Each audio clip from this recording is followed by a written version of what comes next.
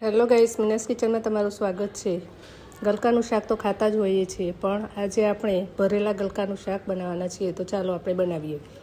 ભરેલા ગલકા બનાવવા માટે ગલકાને આ રીતે છોલીને આ રીતે નાના નાના ટુકડા કરીને કાપા કરી લેવા અને પછી મસાલો કરી લેવો। મસાલામાં સિંગદાણાનો ભૂકો, ચણાનો લોટ, હળદર, લાલ મરચું, સ્વાદ અનુસાર મીઠું, ખાંડ, લીંબુ નાખી તેમાં તેલ નાખી લેવું। પછી તેમાં કટ કરેલા ધાણા એડ કરીને સારી રીતે મિક્સ કરી લેવું અને પછી કટ કરેલા બધા ગલકામાં ભરી લેવું।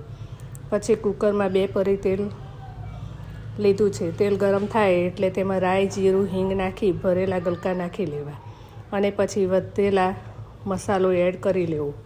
પછી તેમાં થોડું પાણી એડ કરીને કુકર બંધ કરીને 2 સીટી થવા દેવી। 2 સીટીમાં શાક બનીને તૈયાર થઈ જશે।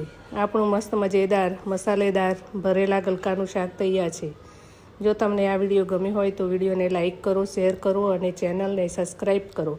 મળીશું એક નવી રેસિપી સાથે। ત્યાં સુધી બાય બાય, થેન્ક યુ।